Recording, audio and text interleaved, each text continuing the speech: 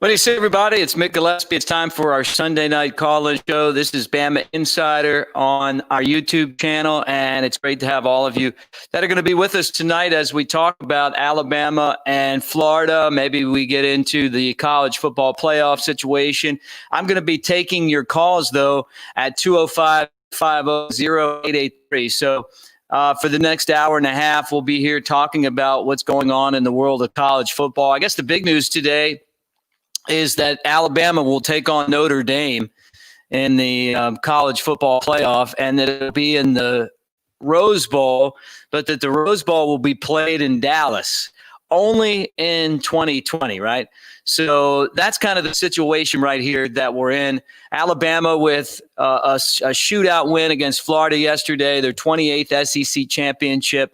So big win for Alabama. I want to thank all of you guys who are watching. Remind you to subscribe to the Bama Insider channel on YouTube. For those of you that are listening to this as a podcast, Apple, Spotify, or maybe you missed part of the show and you want to go back and listen to it. Maybe you call in and you want to hear yourself. Easy to do.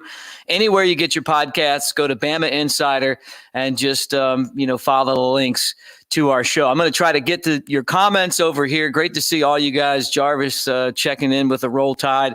I want to hear from you. And look, this is what's fun. I mean, Alabama's the first team ever to go 11-0 in the SEC. They had a fight yesterday, but Nick Saban said, "Hey, look, it's good that we had this." And I think I get it. It's you don't want to blow everyone out because you're going to get into a tough game and you're going to need to win a close one. So it's Alabama and Florida and in the SEC championship game last night. Let's get to the phones right away and start talking. So first off, 720 area code. Roll Tide, thanks for coming on. Who's this and where are you calling from? Mick, Money Mick. What's up? This is Rob in Colorado. Hey, what's up, Rob? How's it going, man? Doing good. Just left the gym and I saw the notification, so I was like, I wanted to, chime in and, be a part of your show today. Well, thanks, dude. How about that game last night, man? Comments, thoughts? You feeling good about life right now? I like what you said about what Nick Saban said. We needed this. We really haven't been tested since we were tested against Ole Miss and Georgia. And we needed that. Like, you're right. We can't blow everyone out because, you're going to get you're going to get into a tight situation. And, I think we performed well. It's what are you going to do? That guy is, have you ever seen a tight end wide receiver hybrid that talented? Who's the guy that used to play for the Chargers? I think his name Antonio Gates. Antonio Gates. He's the only guy that I can think of who the ball's going to. You try to D him up, you try to double team him, and it just can't do it. I mean, and I'm not blaming Alabama at all. That guy is a freak, man, a freak. Yes, and they are built because they have Tony, who's pretty much like a Jalen Waddle. They got some players. I still don't understand how they lost at home to LSU, performing like the way they did against us. Maybe they show up to higher competition, but it kind of seemed like they just took away our deep threat. Because if you remember Matt Jones hitting 4 or 5, 6 times, everything was 10, 15 yards slant pass, pitch and catch. So they just took away our deep game. Well, that's something that we saw Arkansas do as well. And Mac has just an absolutely beautiful touch on the deep ball. And look, Smitty catches him. I'd love to have Waddle back because Waddle's got great hands too. Yes. Menchie's pretty good. Slade Bolden he'll drop some passes. He's got to get better in that area, but he'll make some plays too. It was good to see Williams in there. I mean, I think some of those young guys, I've been wanting to see Baker. Billingsley's been really good lately. He's another guy I'm excited about, but you're right. I mean, basically what the game plan's been is make Mac beat you with the underneath stuff. In the first half, I kept yelling at the television that Alabama needed to take the run more. I mean, they would get like 8 yards on first down and then try to throw the ball. And it just seemed like, Mac was holding it for a while longer than he needed to. He's looking down. There's nothing there. He's not a running quarterback. And which is something that I worried about at the beginning of the year. I'm not worried about that anymore because he's proven himself to me. I mean, he might be the Heisman Trophy winner, but hey, look, if they're going to give you 8 runs a carry, just bludgeon them. Give them the elixir. Pound them with the I medicine. liked what they were doing. They just said, you know what? We're just going to keep running on. Stop us. And Najee Harris, not Harris, Brian Robinson. I would have loved. And Xavier Williams caught a pass. Wait a minute. Is that the first pass that he's caught in 3? Wait, that's 3 years, right? Xavier Williams? Yeah. This is his 3rd year. Yeah. That was nice, and Job stepped up. Look, do you remember that pass that it looked like an interception by Surtain? The guy Trask passed the ball. I think it was number 8. It wasn't pitched. It was on the sideline. Surtain was looking right at it. It looked like it was going more to Surtain than the Florida wide receiver. And the wide receiver just caught it, and Surtain didn't even put his hands in the air. Do you remember that happening? Yeah, I do. Well, I don't know what was with that, but I think Joe fought hard. Who could have covered pitch better? I mean, he was fighting. Oh, look, man. He really didn't. Yeah. I thought the guys were hitting hard last night. I mean, I think Florida's a good team. Look. This is college football, man. I mean, you don't blow everybody out. I ran into a guy. He's a Virginia Tech fan, and he's like, Alabama, they blow everybody out. It's no fun. I said, listen, man, you're gonna have some games because from here on out, and I'm counting last game. These games they count. They're really good teams. Alabama's going to be tested, but at the end of the day, Florida's playing over their heads. Alabama's just consistent.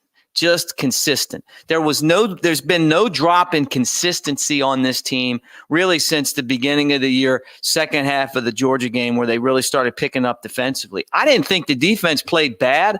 If they would have got one of those 3 fumbles that they should have gotten, or the one turnover where, I guess it was Job was offsides, the ball was like on the half-inch line. Yeah. Doesn't the official need to tell him to back Harris up? And Mosley.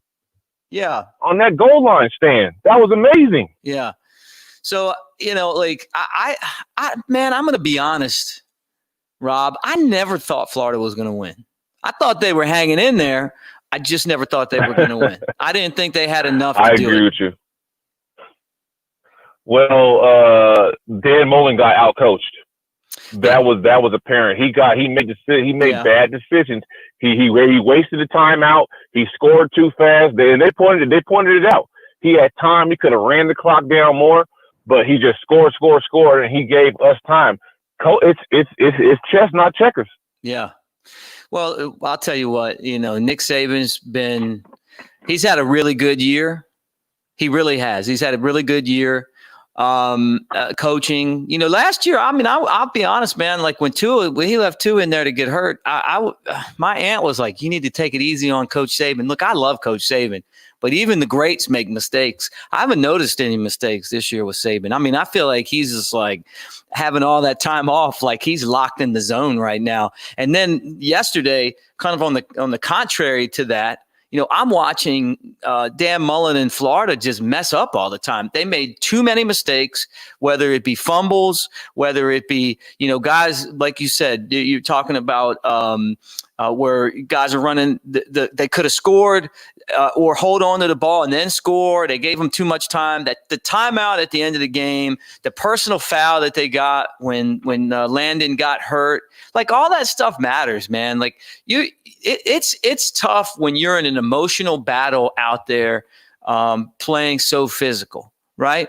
And then you keep your head. Man. No, sorry. What were you saying? No, I was going to say, like, I see like Najee and I'm like, I'm going to miss this guy, not because he makes the jumps and all the great plays, but he's just so smart, like he's not out there like doing all the talking and pushing and shoving and all that. He's just like, he's always in attack mode with a smile on his face. He's beating you like a gentleman.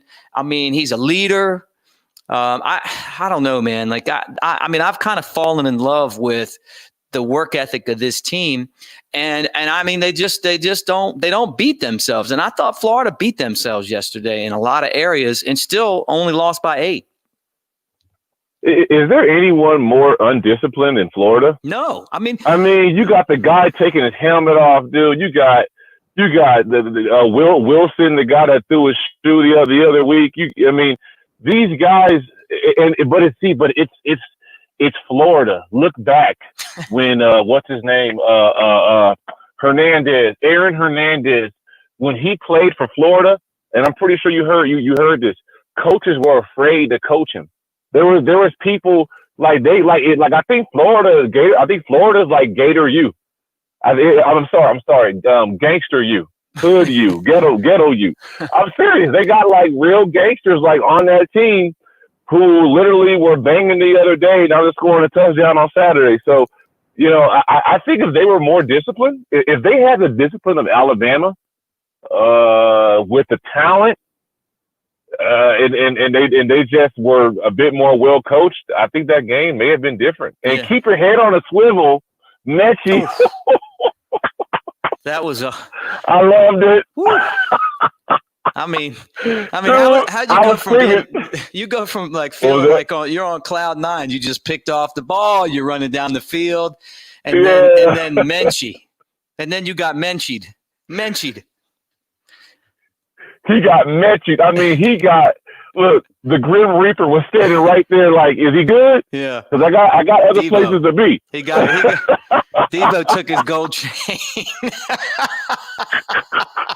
And then Mechie said, you're good. You can take, I'll see you a little bit, I'll see you after the win. Yeah. That was a heck of a hit. That got me excited.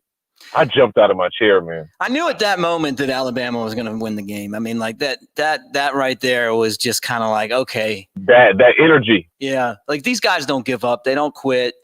There was, look, it's a football game. It's a championship game. I give Florida a lot of credit, despite the fact that they shoot themselves in the foot so much. They're still talented and they got, look, I'm going to tell you that Kyle Pitts may be the best player. I mean, he's not going to go first, but because Trevor Lawrence is going to go first, and then I don't know, but if you take that guy, he's going to be he's the first receiver. You're a fool. Who do you pick? Look, I like Devontae Smith. Okay, to me, Devontae Smith is a bit. Well, I'm not going to say that because Pitts was classy. Pitts wasn't doing anything undisciplined, so I'm not going to say that. But man, I mean, if Pitts I think Pitts is going to go before Smith, but Smith and Pitts. Who else is better than them? Two different styles, Smitty, I'd have a hard time not voting Smitty for Heisman. He looks like no. I'll vote Smitty for Heisman. Smitty didn't sit any games out, but I'm saying Pitts. I'm saying for the draft. Yeah. I agree with you, man. No, I'm not disagreeing. I think like he's like this year's Chase Young.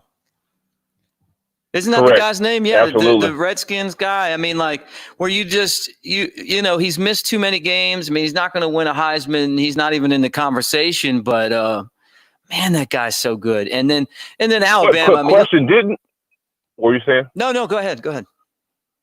Question: didn't Trevor Lawrence say he might stay if he goes to the Jets? Did I hear that correctly? I haven't heard that, but wow, wouldn't that be something? And now, because if that's the case, I think Pitts might go to the Jets. Yeah, I mean, or the Jets might just pick Pitts. I mean that could happen. I don't know where he's at on Mel Kiper's big board, but I mean, the fact that he can, and I don't know enough about him. I haven't watched him block. I don't know what he does outside of just kill you down the field with his size and hands and his quickness. But I can't imagine. I mean, my hat's tipped to him, and Trask, and the little running back that was catching all the balls. Like, you know what? They have a problem that young teams have that I saw Nick Saban coach out of that team. 2010 Alabama had a team like them, ton of talent. And they just didn't put in the work ethic, like they should have won more games than they did. They lost 3 games. You remember that season? They lost the South Carolina. They lost to Auburn. That was the game where Auburn got all the breaks and Cam Newton and, the Mark Ingram's fumble, and I can't remember maybe they lost to LSU. I think that was the other one, but I remember. Was Clowney on South Carolina? Was Clowney on there? I think he was, but I remember. Okay, I remember that. I remember Nick Saban being so frustrated with that team because you have to buy in. And this is what Alabama has done. They've bought in. This team has bought in. Like they have gone through the process. Like the young guys on this team that are going to take over, they're going to see how it's done. Those guys, that number one recruiting class that they signed, they need to get there as quick as they can so that they can see how it's done. Like it's hard to be successful like this football team is and not get full of yourself. I mean, look how good Florida is, and they got a chance at Alabama, and yet they can't even beat LSU. They can't even beat LSU. Exactly. Like a team that's not good at all. You have to bring it week in and week out. And that's what Nick Saban has kind of preached to these guys. And Rob, man, I'm excited about what's going to happen next. I can't wait to see Alabama play Notre Dame. But last night, it's redemption. It's redemption, Mick, because Notre Dame wants some payback. So Clemson's playing Ohio State, right? Yep. That's personal. They gave them a beating in 2016. Yep. A bludgeoning. So it's personal. This is a personal playoff that's going on right now. So, I think the O-line on Notre Dame is better than Florida, and that guy will run. What's his name? Ian Book. He will run. Yep. So we're going to have to contain. That's right. Well, look, have a great night, man. Merry Christmas. We'll be on all week. So jump back on next time. See you, Rob. Thank you. Mick, I enjoy talking with you. Yeah, you too, man. Thank you. All right. Great call there to get things going. Let's go right back to the phone line because I know you guys are wanting to jump in on this Alabama conversation after last night's game. 704 area code. Where are you calling from? Who's this? And thanks for calling. Yeah, Demetrius from North Carolina. Hey, Demetrius, what's up, man? Man, I can't kill nothing, won't nothing die. What'd you think? Yeah. Well, like I said, the way Florida played, they were gonna put up them and them points on anybody in the country. Need games like this. Said it last night on the call-in show. Hey. It's just one of them games you look back. Now we have an offense that can help out our defense when need be. Several years past, it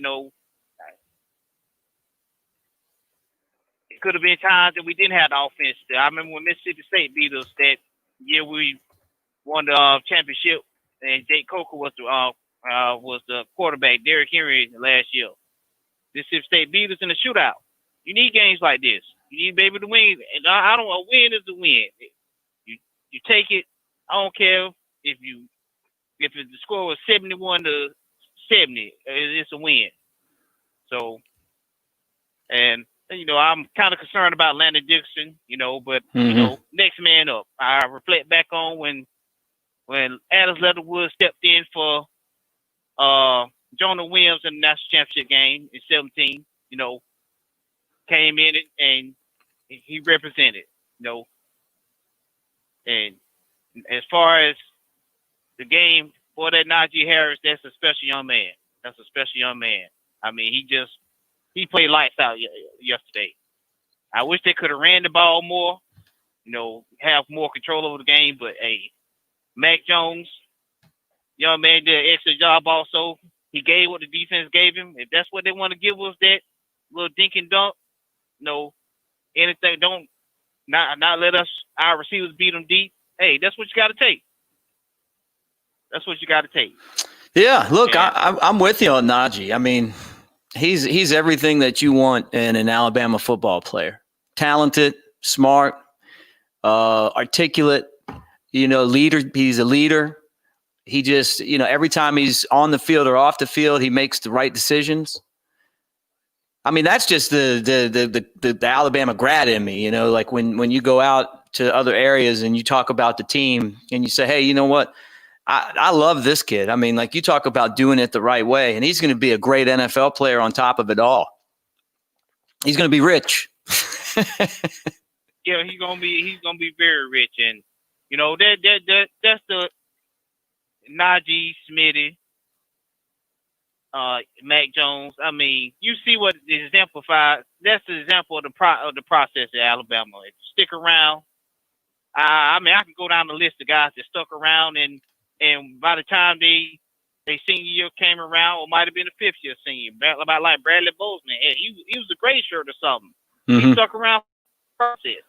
I mean, in the past we've had some guys that left out early. You know, at 2 each on, you can go to the draft and make your money, but hey, stuck around for the process and raised the draft stock. And yeah, I'm proud of them boys, and I don't know. I know I listened to the call-in show last night. A lot of people, you know, on Pete Golden. You know, I can name games that Jeremy Pruitt allowed a lot of points, or right. I can name games that Kirby Smart allowed a lot of points. I mean, good. Every game, like the previous caller before me, every game is not going to be a blowout. Like you said, Nick Saban said Coach Saban said we need games like this. Every game's not going to be a blowout. Yeah, no, you're right. I mean, what now? It shows your characteristic of you as a team, or even as a person. When things ain't going right, when things get a little shaky, how you gonna react? Mm-hmm. And they bend it. The defense bend it but didn't break. Yeah. I mean, you got to give. It ain't like they were playing no peep squeak. Man, them world class receivers that Florida have. Yeah. They would have. And they throw the ball up. They would have beaten any other team defensive backs the same way. Demetrius, Alabama's getting team's best shot. That's the best Florida can do. That's the best game that Florida can play. They might get beaten in a bowl game because they're not bringing that against whoever they're playing. That's the best they can do. That's them after they gave the game away against LSU, extra motivated, locked in, trying for redemption.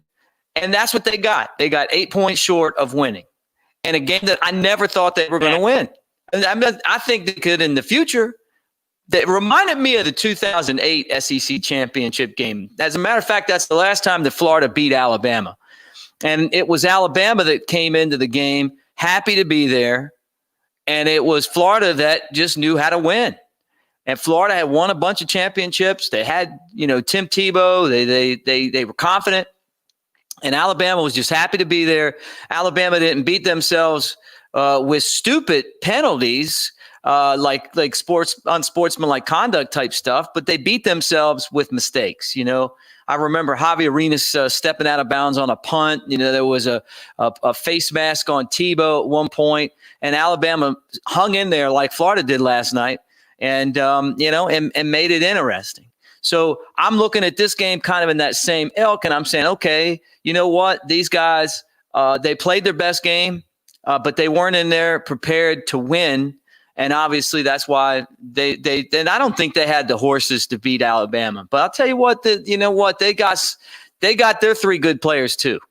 Alabama's got a bunch of good players, but they got 3 offensive stars. Florida does too. I mean, that was a game for the Heisman Trophy, in my opinion.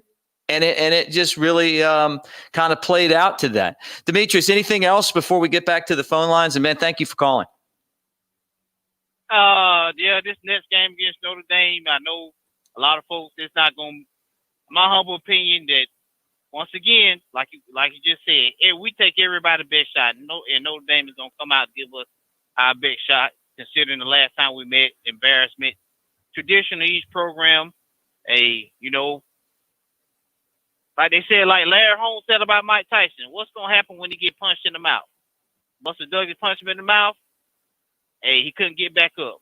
If we can take team's best shots and know how to counter punch, we got a national championship. I don't care. We got the offense to do it this time.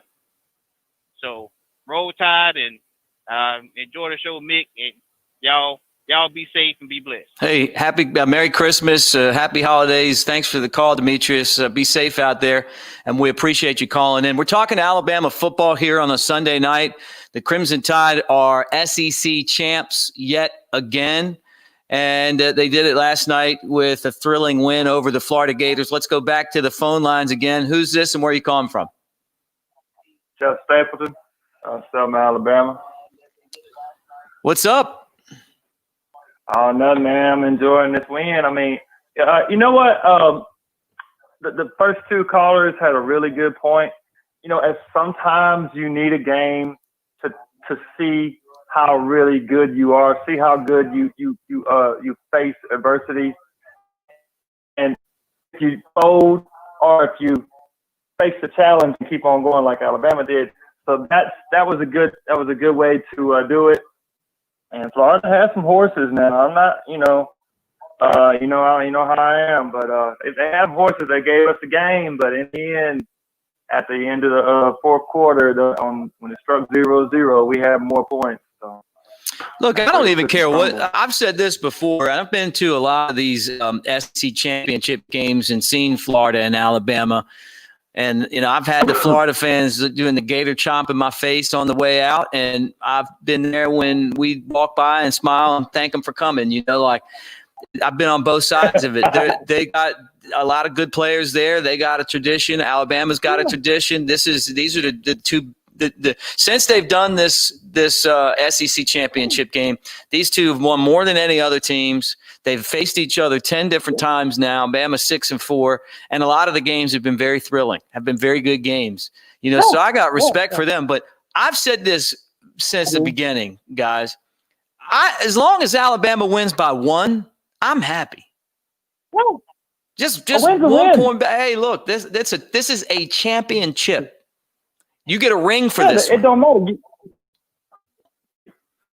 Sorry.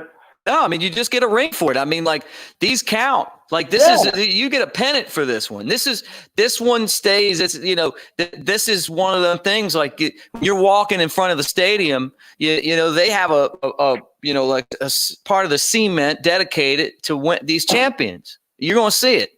National champions, SEC champions, they're champions. Yep. And another thing is Alabama is disciplined. Alabama is disciplined because of Nick Saban, because Nick Saban, you know, lets them know. You'll notice if he gets a bad player on his team and he notices his ways about him or whatever, he won't be on the team too long. He won't put him on the field because he don't want the character of Alabama to be, to be in that situation. So Florida is different though. See, they got a coach that shoots her mouth off for one thing. I mean, talks about, yeah, we're going to win Saturday. That didn't happen. And then you got Trash talking on the other one. I got respect for Trash, I really do. But he said on the interview I heard today, he said, well, we would have won the game, but time ran out. Let me tell you what really happened, Trash. I hope you're listening. Let me tell you what really happened. See, what really happened was your coach didn't use your timeouts right, and you gave the ball back too quick to Alabama, and they went down there and scored. And then we got the punter that put it in the perfect place on the 4 or 5 yard line or something like that. Yeah. So, and then you get sacked. And then what's that? You don't have 25 seconds on the clock no more. 16 seconds drained off. Game's over. So you didn't win. You didn't lose because basically of that. You lost because of time management and a dumb coach. And that's it. And because Alabama knows how to win championships. You know, and that, I mean, that's the situation before. You know, that was after playing a really not a good third quarter. You know, they could have blown Florida out of this game, and if they would have showed up in the third quarter, but they just didn't. And I think part of that was Sark trying to set Florida up for a fourth quarter where they were just out of gas, and that did happen. But I mean, look, this is horses, man. Yeah, this is a solid team, man. This is they've got playmakers too. And Dan Mullen always gives Nick Saban trouble, even back when he was at Mississippi State. but the outcome's been the same every single time. And this game was no different. So, well, I'm going to get to another call. Any more comments before we slip off and get somebody else on? Yeah, let me say my piece about Notre Dame. Okay, we played Notre Dame before, and I know this is a different team. I understand that, but we are still Alabama, and we're still rolling, and we still want to go and get that national championship. We got 5 players on the defensive side that said they want it. We got 5 players on the offensive side that said they want it and come back for it. So they're going for it, and we're gonna make that game. We're gonna get there, and we're gonna beat them boys. We got to do what we got to do. We got to hold Ian Book in, and we got to keep that running back down. Other than that, Bama can control it with the offense, and the defense will have to do their job for sure. Nick Saban's on that already. He's already thinking that. It's already going through his head, stuff like that. He's going to have to, he's going to have to make some changes himself, and he's going to have to talk to Goulding. But other than that, Alabama's ready to go.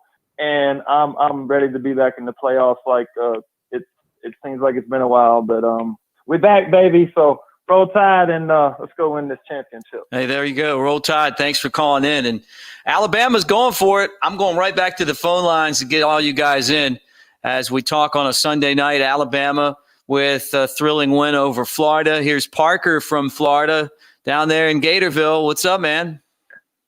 Gatorville, what? Huh? You're from the Panhandle, right?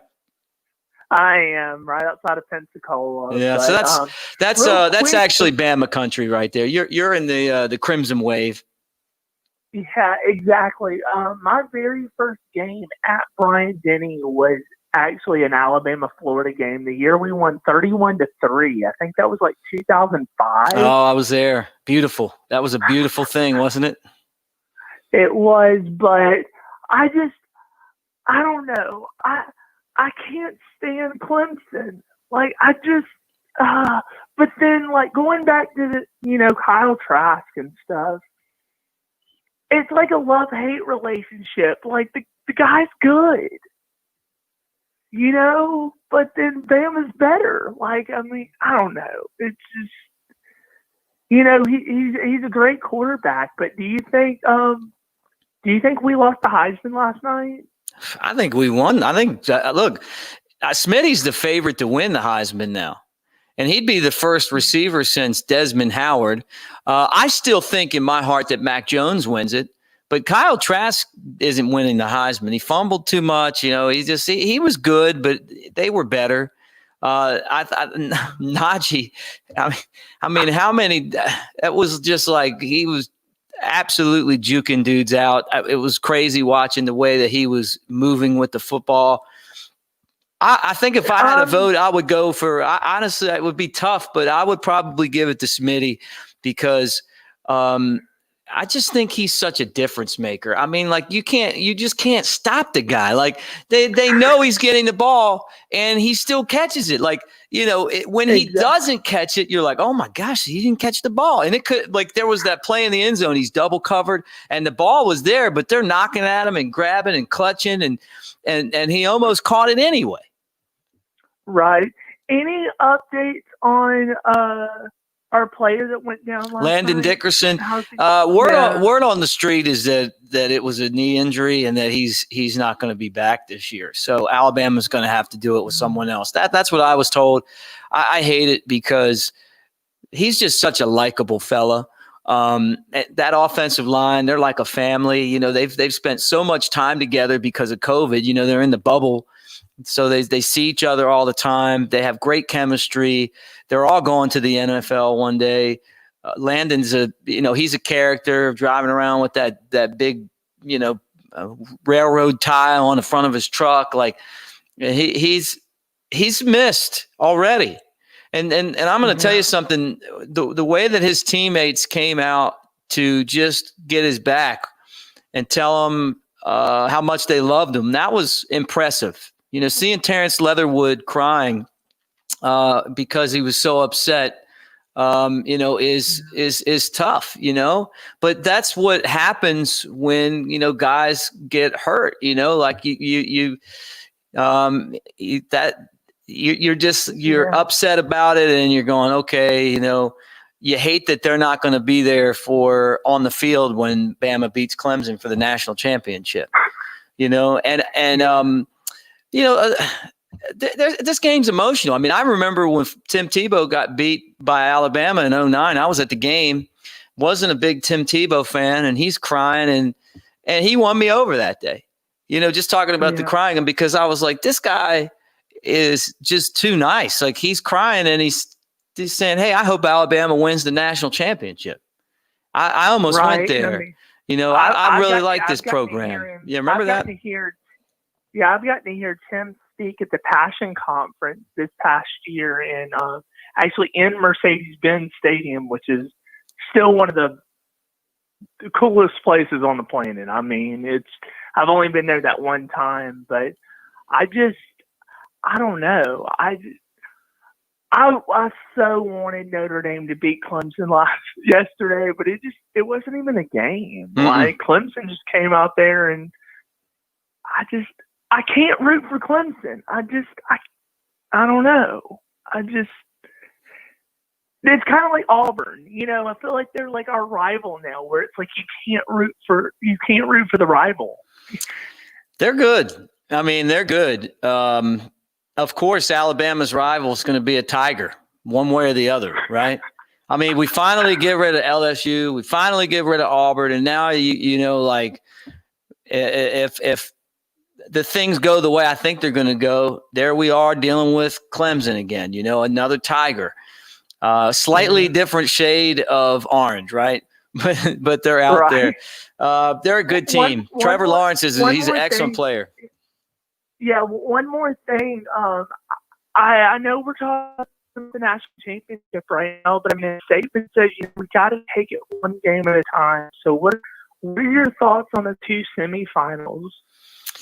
I think that Alabama is the better team. I think that the Crimson Tide will basically run on Florida and throw on them. And that Florida won't be able to score enough points to beat Alabama. I think that, I'm sorry, not Florida, but Notre Dame. We just yeah, I'm talking about Notre Dame. Look, I love the matchup as far as like the uniforms and the history. It's exciting. Like, I would want one of those T-shirts that has the helmet T-shirts. Like, I used to get one at every bowl game that I went to. Right. I love the one I got. I bought a couple of them. Notre Dame and Alabama, same shirt. It's great. The two of the blue bloods, but I don't think Notre Dame has a chance. Yeah, I've been pulling for Notre Dame up until now. It's anytime they're not playing Bama, anytime they're playing Clemson. I'll root for if Louisiana Monroe. Remember that year we got beat by Louisiana Monroe? Yep. Unfortunately, I was at that game. I was at that game too. But I would pull for the no-name team over Clemson. It's kind of like war. I won't say the other rival in the state's word on the show, but they're looking for a coach right now. Good luck. Nick Saban ain't coming. Do you think real quick? Do you think how many more years do you think Nick Saban has? Do you think he's going to get one or two more titles and then call it quits, or what's your thoughts on that? I think Nick Saban's. Look, did you see the way he beat COVID? Yeah. COVID came in and Nick Saban just pounded it. Like he's supposed to be in that range where COVID gives you trouble. Like Nick Saban just put COVID through the process. He's in good shape, Iron Bowl like that? Could you imagine missing? Could you imagine being at the Saban household when you're the number one team in the country, and you're sitting there in your own office watching your team on the TV? Like, God. Yeah, and I thought my friend Chris Lowe did a really nice job. He wrote a story on ESPN about, Nick Saban and, kind of the experience of watching the football game from home, not only a football game, but against our biggest rival. I'm not sure what Nick Saban's future is. I'm pretty sure he's going to stick until he doesn't think he can do it. It'll be interesting to see what happens with Coach Sarkisian. I really hope that, just for the Alabama sake, that Sark respects the Alabama program enough not to go to Auburn. I'm exactly. sure he's got really offers to go other places. He can go other places. That's the one place where it's like, man, that's kind of crossing the line right now. Alabama's in the mix for a championship. You take that job, you're going to be out recruiting for Auburn and coaching Alabama. I just don't like that too much. Don't like that. And I mean, I hope that when Saban retires, that Eli Gold goes, because I don't want Eli Gold. Like, I mean, to be the voice of the Tide since 1989 and to miss your very first game this season against Arkansas. I'll be honest, man. I don't even listen to the games. Since they're all on TV now, I mean, like, it's rare occasion that I put on a game and listen to it. When Snake Stabler was Alabama's analyst, listened to a lot of Alabama football. That's the way I like it. I don't know. I was. You talk about Eli missing. I was glad that Chris Stewart got a chance to get in there, to be honest with you. Me too. And I'll tell you who's really good on the network that knows his stuff is Rashad Johnson. Yeah. I like Rashad too. And look, JP's getting better too. JP's a smart guy. That's actually my name too. Yeah. John Parker. I'm a John Parker. Well, the thing about it is, like, just kind of like Rashad and JP, like, I listened, enough when I was last year. I didn't listen to a lot of the games, but I was on the same station that they played on, so I would hear them some. They're guys that didn't really grow up with radio, like they grew up like watching the games on television, so it's like radio's kind of a different thing. And if you aren't able to give a lot, and I'm not talking about them, I'm saying, like, as a play-by-play guy, if you can't, like, keep up with the action, then it's time for you to do something else, because it's really hard to, like, you've got to paint a visual picture of what's happening when you're the play-by-play guy. And, and if you can't do it, it's frustrating, because if you're sitting there listening and the guy isn't able, because he's old or this, he does it like a TV broadcast, to keep up with where the ball is and stuff like that, it is very frustrating. But when you listen to, like, there was a guy named John Ward that used to do Tennessee games, just amazing. When I would drive home from Alabama, I would listen to Tennessee when the Tide were off, and the guy's call was just so good. John Forney used to do games at Alabama, and you can find some of his old games on, like, record and stuff. Some people have it. Do you remember Eli's call against Tennessee in 2009 when Terrence Cody blocked that kick? No, what did he say? He's like, 40 Daniel Lincoln from 45 yards out to win it for the Volunteers. The snap, the spot, the kick is blocked. It is blocked by Alabama. I believe Terrence Cody got a piece of that one, and Bama remains undefeated. You liked that one, didn't you? And then it's like, it was a simple call, but I mean, it was like, if Cody wouldn't have blocked it, there goes our undefeated season. Right. I mean, the only year Saban went undefeated was 2009. We got to do. It's my favorite team. That was my favorite team. Worked with Mike Johnson and Baron Huber. Met a lot of the guys from that team through them. That was like the first championship they won after I was a student at Alabama. Went to a ton of those games. I was sitting behind the band, and I had a lot of bourbon and Cokes with the bourbons that I snuck in on my flask. I can tell you guys that now, that I did that, and I was with Bricken, who I do a beer review show with.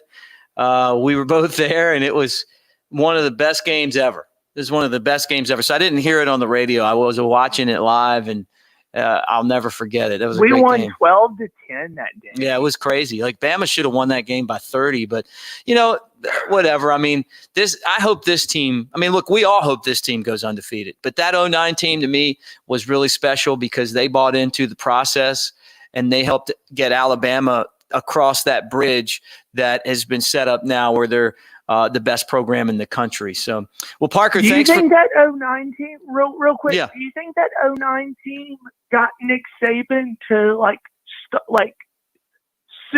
not superpower, but like, well, immortalized. I mean, know. that was the first time that a coach had won national championships at two different programs. Did you know that? I didn't know that. And so, yeah, I mean, like he won that championship. And I think, right, wasn't he the first guy to do that? Because he had won one at LSU and then he won one. Yeah. So he was the first guy to ever do that. I know Urban Meyer's done it. Texas's quarterback went down. Remember that? Yeah, Colt McCoy. Colt McCoy went down. Yeah.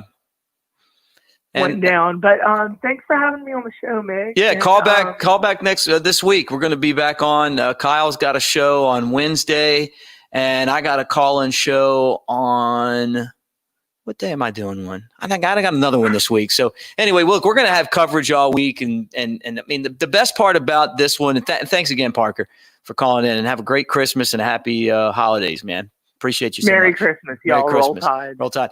The best thing about like the way that the playoffs are this year is that we don't have to wait like a month for football. I mean, like it's right around the corner. So, I mean, like what's today's date? The 20th. So we got football on the 1st. And so that'll be great. All right, let's go back to the phone lines again. Great caller here, Robert from Mobile, one of my friends from down here in L.A. What's up, man? Yeah, Lower Alabama always got they gave Najee a good being from California. You never heard of Lower Alabama being L.A. That's when he really won me over, by the way, Robert. When he was laughing so hard, I'm like, this guy's got a great sense of humor. Oh, he's the total package.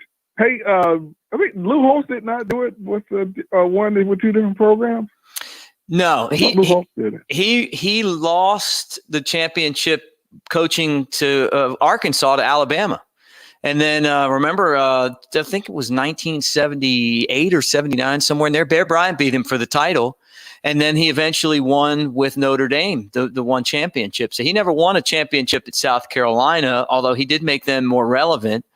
But yeah, then Urban Meyer came along and won with he won with Florida, but then he won with Ohio State. So those are the two coaches, as far as I know, that have won championships with two different programs. And what's really interesting is that, I'm not saying that Urban Meyer couldn't do it again if he went to a school like Texas, but yeah, I just get this feeling that he's got health issues, and as much as he would like to coach, he just doesn't want, I don't think he wants the stress of dealing with everything that goes along with coaching. But, Nick Saban is definitely number one in this era. I would say Urban Meyer 2 and Dabo Swinney closing in on 2 really quickly.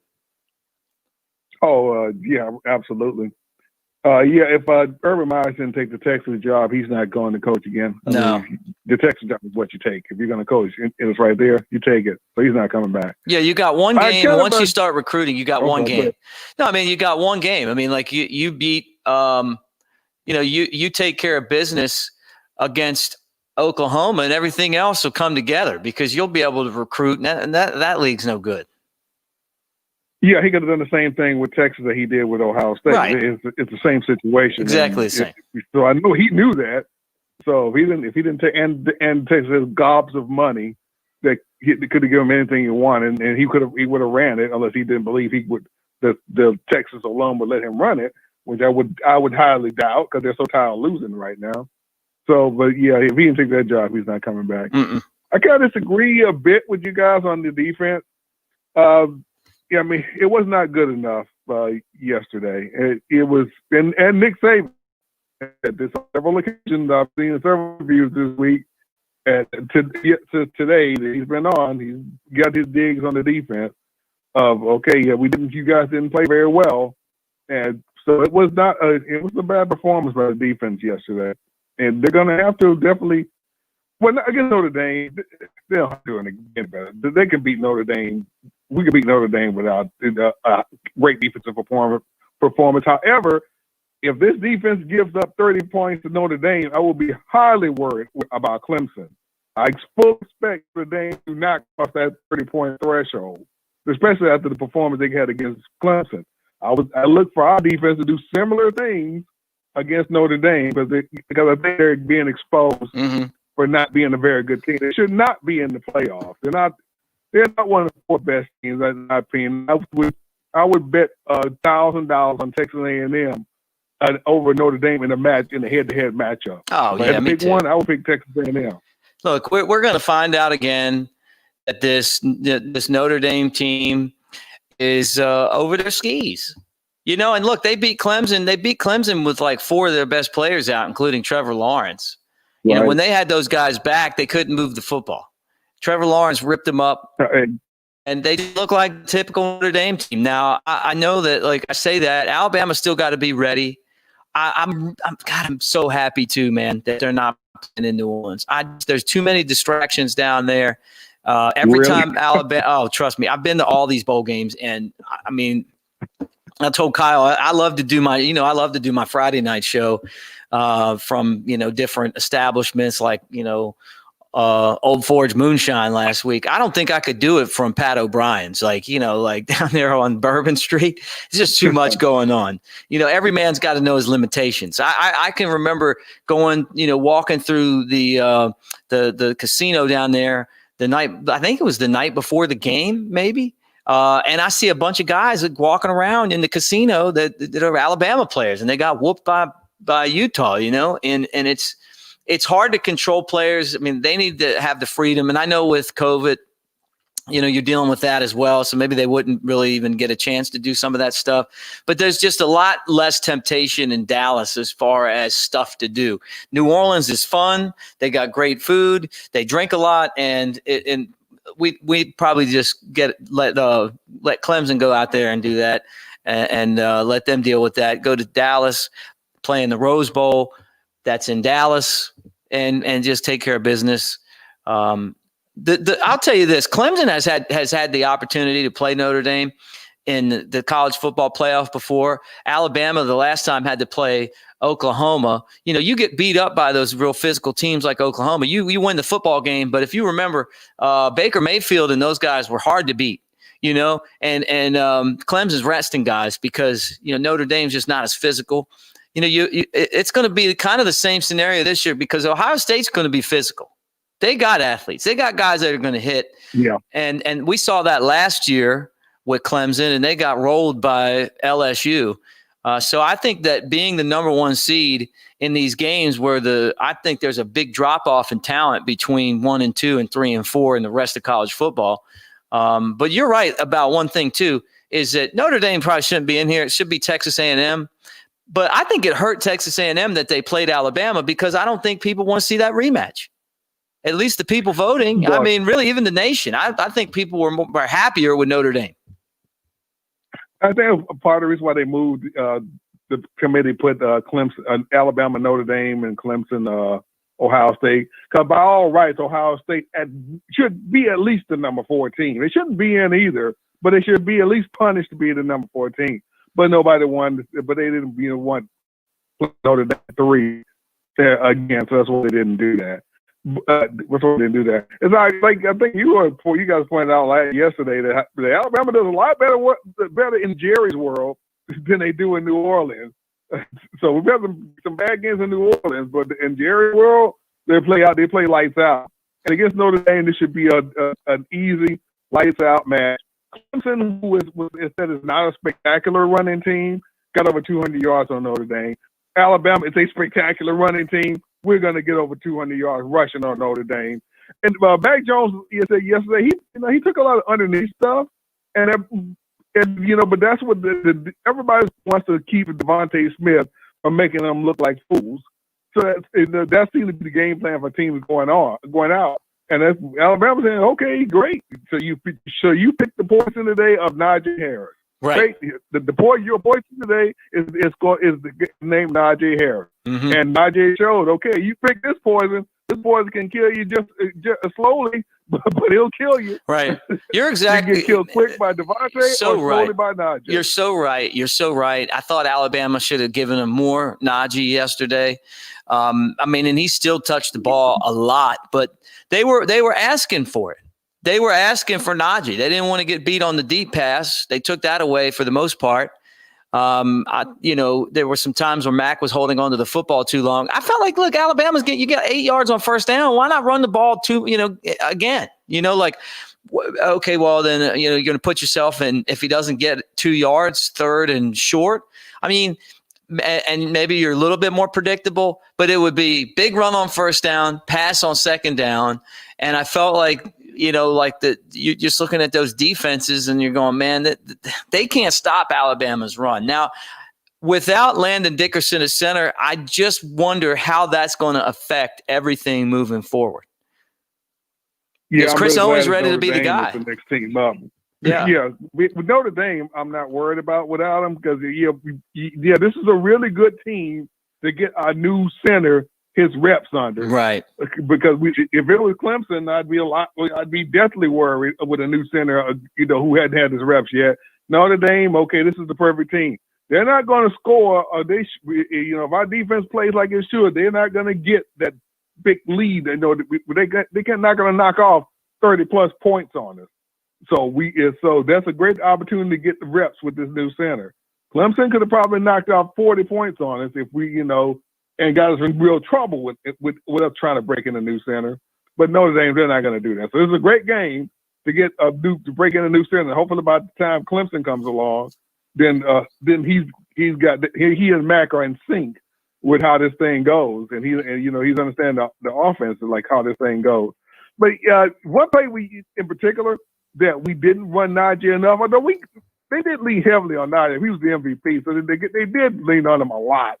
But it was one time too less that we didn't when the game was going down the wire, and we didn't, and Mac threw an incomplete pass to Devontae, and that we could have run off another 40 seconds off that clock going down the stretch that was still on that clock because we didn't, like you said, we didn't get the ball to Najee again. Right. And even if he doesn't, so we didn't score. I think it was on the one we didn't score. I think it was the one we didn't score, the turnover, and we didn't score on it.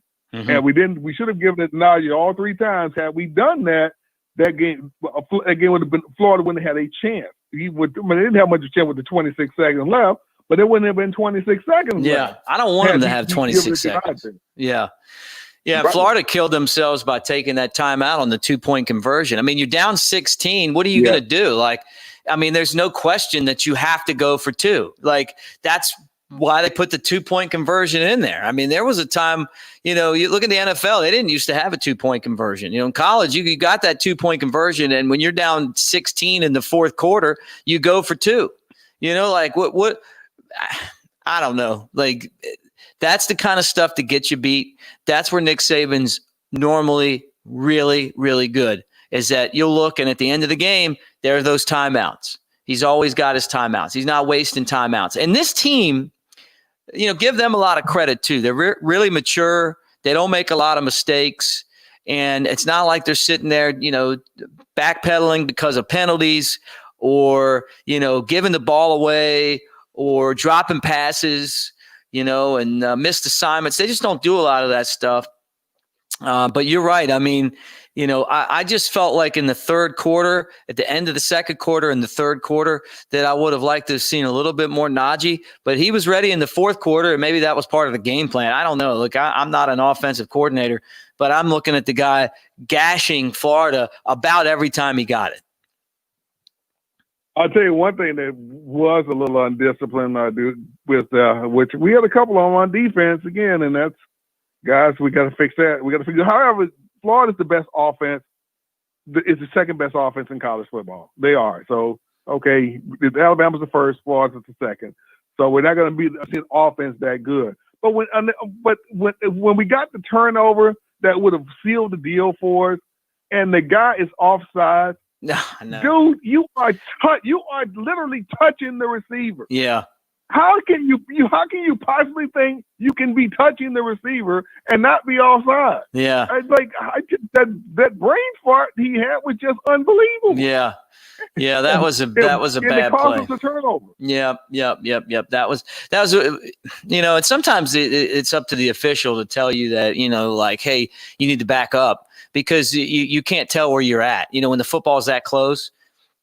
If you're officiating, like, you're just trying to get everybody where they're supposed to be. They just let him line up offsides. He lined up offsides. His teammates let him line offside. He did it. And that was, I knew they were going to win the game. It would have been nicer to get the ball back and score again and cover the spread. But you know what? I mean, like Nick Saban said, and I believe this, Alabama needed a game like this. This is a good way to go into the playoffs. You're an SEC champion again. You beat a good team that played their best game, and now get ready for Notre Dame. And then if you beat Notre Dame, all of a sudden, here we are looking at Clemson again for the 5th time in the college football playoff, and it's 2-2. It's 2-2. They won 2, we won 2. Let's see what happens, right? Yeah, and again, real quick, I think we can still pull off Clemson as long as the offense is doing it. Like I think, of course, Najee again down the stretch, as we always keep saying, he's going to be the man down the stretch. They play the offense played like it should have.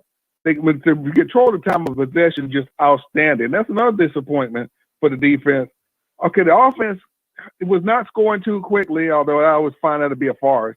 They weren't scoring too quickly. We almost had like 10 more minutes time of position than Clemson did.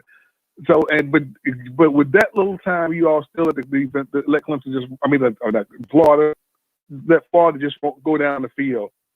That cannot happen again especially if we control time of possession like that.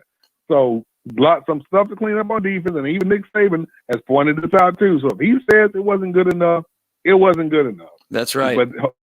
But he's the GOAT. He's the GOAT, so he's going to fix it. That's all right, right. buddy. It's great talking with you. Hey, thanks, Robert. Thanks for calling in, man. Thanks for holding to wait for the show. Have a Merry Christmas and a great holiday. All right, let's go back to the phone lines again. Here's another great caller, Anthony from Long Island. Thanks for holding, man. Roll Tide. Roll Tide, Nick. What's going on? What's up, man?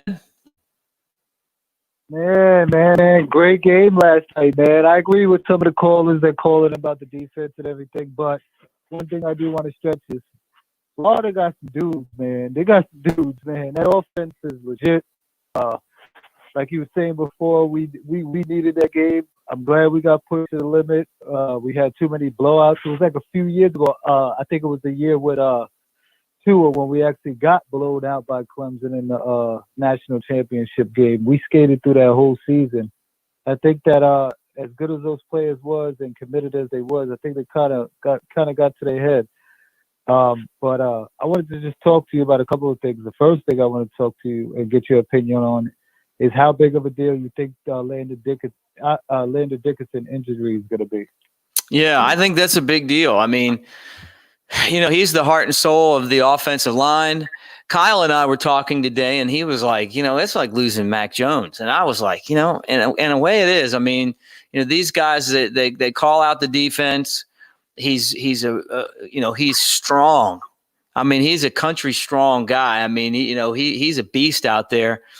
And it's just such a tough loss, man. It is just such a tough loss when you're dealing with, how good this offensive line is and the way that they just overpowered Florida at times yesterday on that ground game.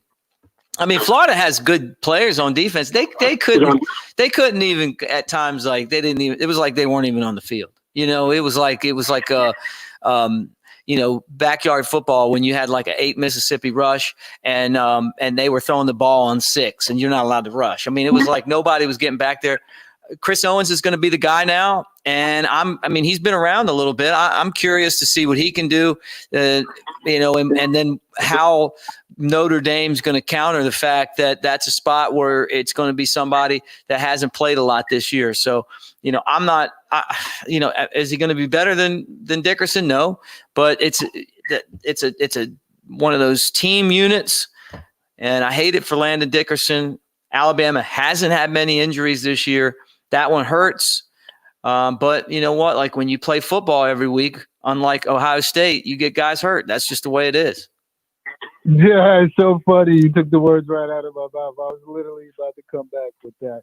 Yeah, that's crazy. It's like the injury bug bit us this year, not like years before, but the two injuries that we did get were really big. And Dickerson, and I disagree with you as far as it's like losing because he, according to the offensive line, calls out a lot of the protections and blitzes and everything like that. So, I mean, Owens like you said, he's been there for a while. I love all my Alabama players. I mean, he did come in the game. You've seen a big difference. I think if Landon was in it on that last drive where we went 3 and out and gave the ball back to Florida, even though they didn't do nothing with it, I don't even think they would have got the ball back. And that's just how impactful I feel like he is. And like you said, he's a big, strong man. He's a grown man up in there. So definitely I mean, Notre Dame's defensive line, I mean, I watched them a few times this year. There's not really nobody that jumps out on the screen with as far as anybody really dominating like that to worry about. We still have the best offensive line, in my opinion.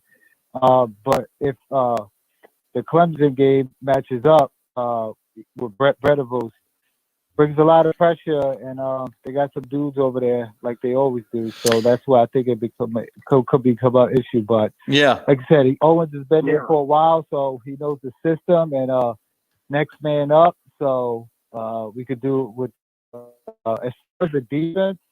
I think we played good. At times I think we played a little hesitant and not aggressive. I think at times in certain plays, I think we let them take the feet to us.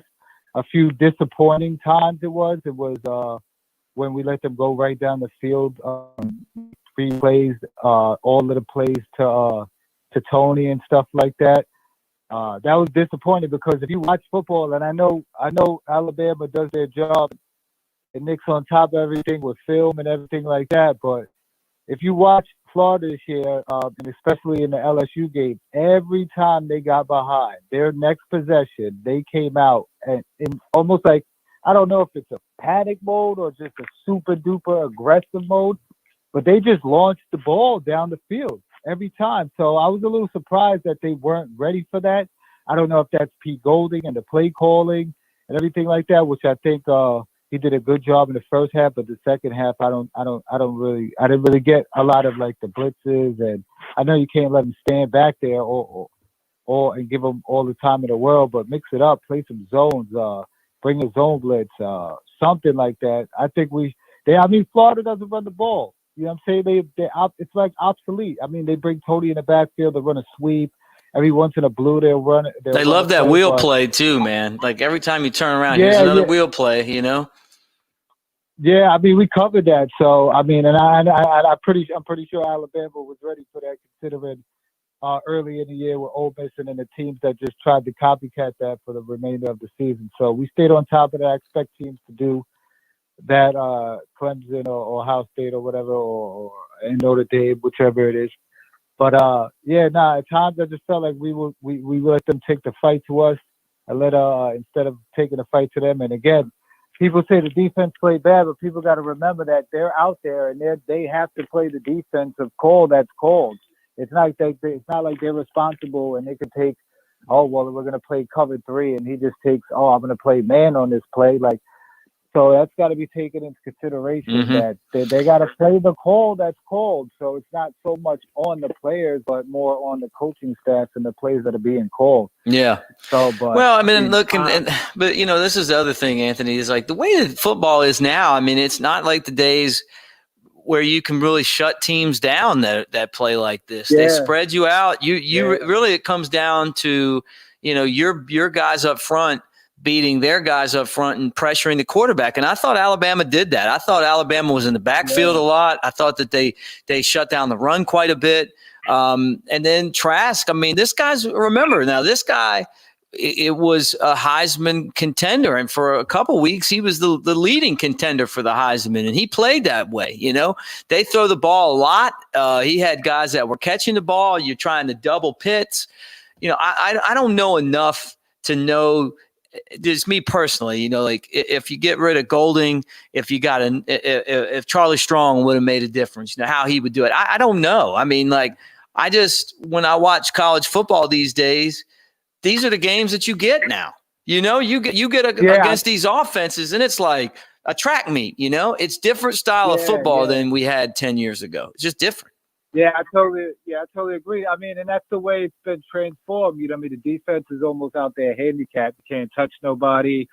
You get free releases off the ball. Yeah. All this. NFL is just the same way, and they want it that way because it's more entertaining than a 9-6 game. Nobody wants to sit there and watch that, which I don't mind. I just like football in general. Put a hat on a hat, and whoever. I don't like that whole gimmick. That's why I hate Auburn and.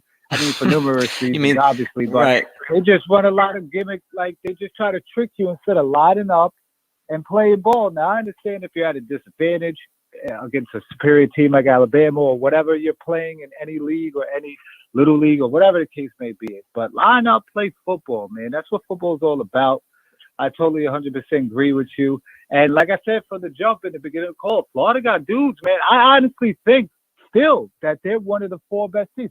What I would have loved to see is Florida and Clemson, because I think Ohio State is a straight fraud, and that has nothing to do with 6 games and all that. But you look at it, and you got to be honest with yourself. And the thing that confuses me, you watch all these shows and you listen to different radio shows, and every one of them is always talking about the eye test. Oh, well, they passed the eye. I don't think they passed the eye test. They got their eyes closed then. I've heard them say that. I know what you're talking about. I hear that on ESPN and stuff. And you're right. You're like, what eye test did they pass? Because that's not the same eye test I took. You put one hand over one eye and then you got to read the chart. They didn't get it right. There's no eye test that they passed. They just have a big brand. Right.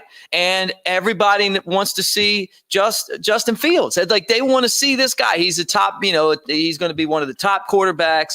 If he wasn't on that team, they wouldn't have probably as many people behind him as they do. But at the same time, you're right. They did not pass the eye test. They passed the money test. The money test. You know what I'm talking about? You ain't lying, Nick. You hit the nail right on the head. But that ain't the same eye test I took when I go to the doctor. But listen, man, the 2 games they played was Indiana. Yeah, they was blowing him out. They let him come back. He played horrible. Probably his worst game. 3 interceptions. And don't get me wrong. Indiana's a great story. I love the coach. I love what they build, right? But come on, really? And then you look at Northwestern. All right, I love it. They're almost identical to Indiana as far as the what's the word? It's slipping my head. Not the atmosphere, but just the culture they're trying to build. Right. I love it. I respect it. Yeah. That's Fitzgerald, right? So I love that. But they're identical. And if not for them shooting themselves in the foot, they honestly could have beat Ohio State. And it took a guy to run 300 yards and they throw 4 pass attempts in the second half for them to win. He played like garbage too. They said it was reports that he sprained his thumb, but listen, that's why it's just like you said, it's the brand, because they ain't passed no eye test. They didn't really play anybody in the 2 games that they say is top 25 wins, and the committee's a joke because all they do is just put these teams where they're supposed to be, 15 or whatever, just in the top 25. They position certain teams so that these teams like Ohio State or whoever they're trying to fit in could have top 25 wins. And that's all the rankings are about. It's just straight about putting certain teams, because Oklahoma State one show beat I don't even know who they beat, and they jumped up 8 spots. I know, man. Look at Iowa State. How did Iowa State get to 6? I'm looking at that and I'm saying, it's like every year the Big Ten and the Big 12 get this bionic push from these committees where these teams that aren't that good, they're decent, Iowa State's decent, but they're not that good. Come on, not the 6th team in the country. They lost to Louisiana. Yeah, did we forget that? And then they want to hold it against Texas A&M that they had a bad half against Alabama. And then I watched Notre Dame have 2 bad halves against Clemson. But Notre Dame's in there because They won not the eye test, they won the money test. The money test is how many eyes are you going to get on that television to watch a football game? How hyped are you going to have people? Right? Yeah. It was so obvious this year because and I mean, maybe I could say I get it in a sense because of the money. Not really, because it's really bad for other schools, but this whole year and everything and the money and the revenue that was lost, they wanted to get there and make their money back. And what is anything better brand wise than Bama versus Notre Dame and Clemson versus Ohio State, considering what happened last year with Clemson and Ohio State? And personally, I know Clemson is going to roll Ohio State. Yeah. Okay. And that's a straight fact. I mean, I could be wrong. Maybe they show up. I don't know. But then look at the Big Ten again. Like you said, they're going to change the protocol for COVID. I think they did already from 20-something days to 17. It's like, come on, how many, like, what are we really doing here? Now we're just switching up the protocol for this virus. Yeah. It's a joke when you switch it up for games to allow the team to get in there, right? Yeah. Now you're switching it up for something that ain't even got to do with sports. Yep. You know what I'm saying? So, like, it's like a joke. It's like, come on, they do it right in front of our face like everything else. And I mean, that's why I'm a proponent for just a longer, man. I mean, people say 6. First of all, it makes no sense, right? You know what I'm saying? I'll say this. You got 4 slots, right? But you got 5 power conferences. So first of all, that don't make no sense right there. So what would happen one year, right? This would be highly unlikely, but nobody knows and things happen, right? What happens if you had an undefeated team from every Power 5 conference, from the Big 12, SEC, ACC, Big 10, and what's the other ACC and Big 10? What if one team came out of there undefeated? You only got 4 slots. Right. And then they do this whole dancing around with the teams and put them in position, and you'll see a team shoot up like Iowa State so they could do that. But it's but a I mean, joke. think about this. So if you add these teams, man, like I remember when people were saying that the BCS didn't work, right? The BCS worked but there was the time that Auburn went undefeated.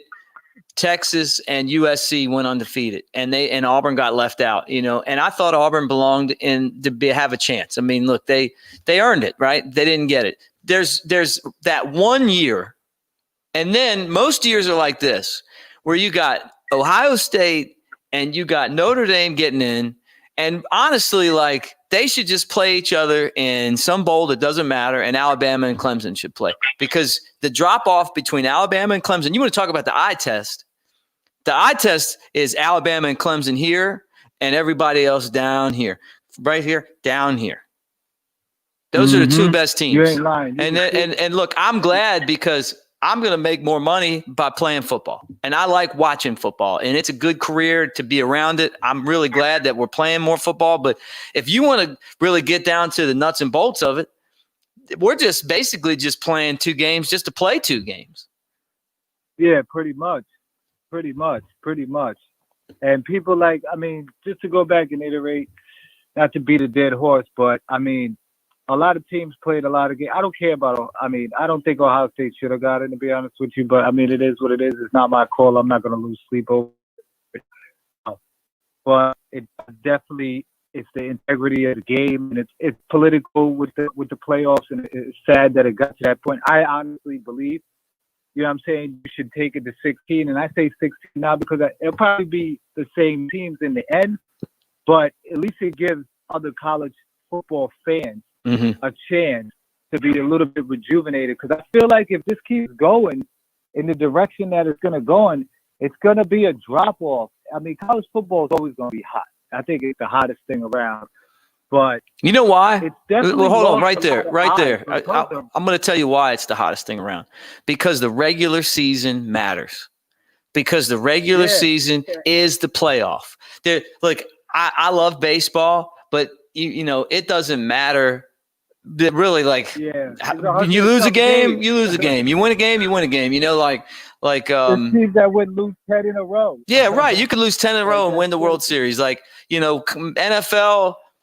like how many times have the Giants made the playoffs and won the Super Bowl with like a 9-7 record or something? Look at the NFC East now. Yeah, right. Like you're going to host a game and you don't even have one team with a winning record. Like college football is great because the playoff starts the very first day of the season. That's what's cool about it. You lose that game like you lose to Louisiana. If you're ranked Iowa State, you're not in the college football playoff. You better be ready. Exactly. The minute you put that helmet on and you walk out of that tunnel and the dude fires the cannon and you run down on the field with the marching band playing and the other team is, Gardner-Webb that you're supposed to beat, you lose that football game, the playoff has started.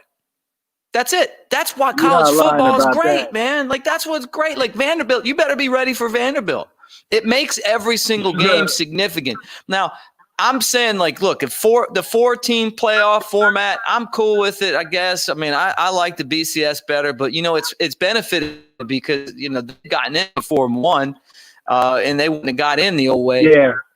But you start getting into the 6 teams and 8 teams and all this stuff. Like, you watch the 1AA, that tournament, and it's like, or whatever they call it, what do they call that? It's not 1AA anymore, like Division 1 or something. I don't know, but it's okay. But it's not. But look, man, I don't need a whole playoff. I like watching the bowl games. Like I like the history and the pageantry of the Rose Bowl and the Cotton Bowl. And I've been to all these games. I remember watching them on TV at my grandparents' house when I was a kid, and then going and sitting in the stands and seeing Alabama play in these historic stadiums has been great, and now we get to sit here, like all those games that I went to, whether I was working or was just a fan, it's great to take that knowledge and share it with everybody else and hear what, other people's, kind of experience. I'll tell you this, like I've been all over the country to see college football. And if they had a college football playoff, like I say it even this, I've noticed since they went from a big amount of teams, 2 teams to 4 teams, that a lot of these bowl games have become so less significant.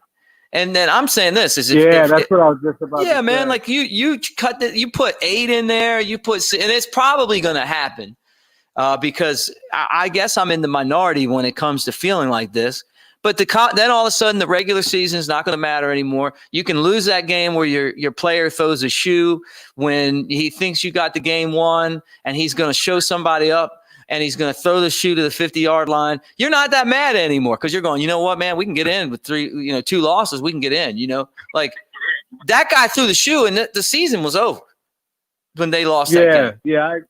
Playoff. It was a playoff game, whether they liked it or not. I agree with you on that. And that's just like people were banging on Florida for losing to LSU, which it was a terrible loss, right? And I'm just trying to make a comparison. But Iowa State was able to jump up to 6 and they lost to Louisiana the first game of the season. You know what I'm saying? And just because Louisiana was voted in for top 25, you know what I'm saying? They're a good team and stuff like that. I just say expand only because, the bowl games, I like the bowl games too. Sometimes the bowl games be better than the finals and the championship sometimes. And I grew up watching college football and back in the day, the BCS. And I'm agree with you on that too. I loved it, man. Just to anticipate. Just think about if Florida didn't lose to LSU, right? And it was the BCS, right? And they did what would have been on the line last night? Because if they would have beat Alabama potentially and only had 1 loss, there still would have been an opportunity for them to sneak in there, considering some things go with other teams, and then the computer starts spitting out the strength of schedule and what's a better win than Alabama, right? There's no better win, and then you beat them in the SEC championship game, so that's more data points and everything. So it would have just been that much more pressure-wise. Right. It was a little bit off because they lost and everything, but it was a great game. Like I said, I think honestly that Florida's one of the best 4 teams. I just think that they're poorly coached, to be honest. They got some growing to do. I think he's a great offensive coordinator.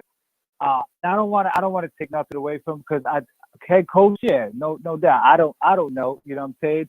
But I don't know, man. The guy just makes, I don't know, man. And I was watching the game last night. I was watching all the games yesterday, obviously, and the Iowa State game, the Oklahoma, the Notre Dame, and all this, and other games just throughout the year. And it really goes to show how like spoiled we've been as Alabama fans. Because dude. I look at some of these teams and I'm like, this is the reason why they lose. Because if I'm sitting here and I know football, but I'm sure these coaches, I'm not sure, I know these coaches know more than me. I'm just like, why? It just doesn't make any sense to me. The play clock management, the play calls, whatever the case may be, is that it's done. And I'm just like, this is why your program is not good. Hey, no doubt. Because of the decisions that are made in crunch time. And again, Dan Mullen, you make that call down by the goal line right before when you weren't ready, Dan Mullen. You're close, but you're not ready. Anthony, thanks for calling in, man. Have a great Christmas. Got to get to the phone. These other calls, but awesome call, man. Thank you. No doubt. Hey, have a great holidays, man. Anthony. All right, you too, man. Happy New Year too, brother. I'll talk to you before that. Yeah, roll tide, man. Thank you. All right, let's go back to the phone lines again. And from Sevierville, here is George. What's up, George? No, this is Leonard and Dandridge. Leonard and Dandridge. What's up, man? How are you? The official voice of Leonard's Loser, which is something we play on our Friday night show. Big college football fan too. You make the picks every week. So I mean, like, what'd you think of that? I know you're a Tennessee fan, so I'm not going to let you pretend that you're not. But what'd you think of the Alabama game? And look, I'm curious too. What you think about Tennessee's coaching situation? I mean, we can go there. Jeremy Pruitt, a former Alabama coordinator. The Alabama Florida game kept me awake. I mean, it was one of those games. You didn't dare bat an eye. It was that intense, both sides. And I think the best team won, obviously, but Trask is he's something to be dealt with, isn't he? I think he's a crackerjack quarterback. Not taking anything away from Jones, Alabama, but Florida tested him, and I'm glad the tide rose.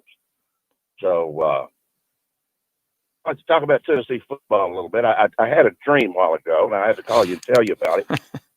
Had this dream about 30 minutes ago, and I thought Tennessee accepted a bowl bid to the Liberty Bowl to play West Virginia. Isn't that wild? Is that really what happened? They're reporting it on Facebook and from a TV station. Well, look, this year your record doesn't matter. So you can play in a bowl game. I love the matchup, though. A couple years ago, Tennessee played Virginia Tech. That was in Bristol, Tennessee. They had 150,000 fans there. West Virginia and Morgantown. Honestly, I would rather have them in the SEC than Missouri. I'd say Missouri or Vanderbilt, even though I love Nashville. They love college football in West Virginia. It's Nick Saban's home state. They're tough to beat. That's interesting. And think about how bright the uniforms are. You got Tennessee orange against West Virginia yellow. Be interesting. Oh yeah, that comes to pass. But obviously, Jeremy Pruitt's on the hot seat. They're probably going to keep him. I don't think there will be some assistants going to have to go. I think. Somebody's got to fall on the sword, so I think he'll probably be here another year. Well, my question is this: I mean, if you're, if you're, coaching at Tennessee, is there, do they have the money to buy him out? Good question. I know, like all these big universities have these donors that sometimes dictate policy and make coaching changes. It's probably there. I would think it would be. But my question is, does Auburn have $21 million to give Malzahn? Yeah, I don't know. That's I a don't question understand too that. to see. I mean, just kind of looking around the SEC, what Auburn's going to do. I kind of hope Auburn jumps on one of these Clemson coordinators. It'd be great going into the national championship game with Clemson's coaches, actually having taken other jobs and being distracted. Exactly. And Malzahn was 6-4. Tennessee would die for a 6-4 right now. So go figure. But did you ever I'm think that excited about Tennessee? Let me ask you this: did you ever think that Tennessee's program will get to this point? Because I sure didn't. I didn't think there would be a time where Alabama would beat Tennessee 14 straight times. And honestly, there were only 2 good games in that whole 14-year span. It's not like there's been a lot of close ones. There was the Lane Kiffin game in 2009, and then there was the game that Jake Coker came down the field at the end and beat what was the guy's name? Dobbs, the Tennessee quarterback. what year? The Dobbs. I don't know what. Dobbs. Yeah. Yeah. Dobbs. I wanted to say Jeremy Dobbs, but I don't think it was. No, it but it was 2015. Yeah. And I mean, that was like those 2 times were the only times that Tennessee's really even put up a fight. I mean, maybe last year a little bit too. I mean, they hung in there, and then Garantano fumbled the football, and Josh Dobbs. Thanks, Jay. But I just never thought it would get to this point. I think part of the problem is that Tennessee's got to start figuring out a way to put a lot more money in the coffers. I mean, when you start firing coaches, and you're paying coaches not to coach, then it's very difficult to go out and pay other people unless you have, donors with deep pockets. And then when you take the donors' money, then all of a sudden now you're dealing with the donors and what they bring to the table as far as demands, because people aren't giving you something for nothing. Yeah. I had an interesting conversation with a good friend of mine. He's a longtime Tennessee fan, talking at church the other day, and we're the same age, 73. And he made this statement. He said, "You and I," talking to me, "will never, ever live long enough to see Tennessee football return to the tradition it used to be." And I agree with him. It's just, and I can't put my finger on it. It's a real mystery to me is how they've come in such a decline after being, at one time Tennessee was like Alabama. You say, "I'm going to play Tennessee," people shudder in their boots, just right. Like, we got to play Alabama. But that's no more. And I just don't, I wish I could understand. I wish somebody would give me an explanation.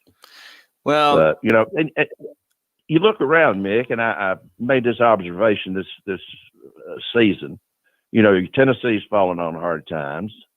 UCLA, Penn State, Michigan State, those powerhouses of yesteryear are no more. And I guess, it comes to recruiting. I don't know. What do you think? I think that Tennessee got to do what Alabama did. The administrators, and I've said this before, it's not like Alabama has these administrators that are, using some kind that are any different than the ones that Tennessee has. Like Tennessee's got some smart people in charge right now. Randy Boyd, the president, obviously great guy, is someone that's been really successful in the private sector, owns baseball teams. Working on putting a new baseball stadium in downtown Knoxville. Great guy. Philip Fulmer, someone that I know. Coach Fulmer won, and he won a lot like Nick Saban. Not quite on the scale of Nick Saban, but ran the football, threw the football, kind of a balanced attack, played defense, very consistent. Forget the rivalry aspect of it, right? Tennessee's never had more success against Alabama than when Coach Fulmer was there, right? Nick Saban comes to town, Alabama starts beating Tennessee, and Tennessee made the same mistake to get themselves in the mess the same way Alabama did. Gene Stallings is the coach, Bob Bachroth is the athletic director, and all of a sudden he knows more about coaching football than Coach Stallings. He's got this game plan. He's going to, and then they hired Mike DuBose, and it just wasn't the same. It just wasn't the same. You have to have the next coach. Tennessee fired, remember, and people might not even remember this, they fired Philip Fulmer and they hired Lane Kiffin. Okay. And Lane Kiffin at that point in his career was just immature. I mean, like he just was. He was, and then he bolts after a year. I think Kiffin's honestly, I think he's a genius. I think that he's the best offensive mind in football. Man, I really do.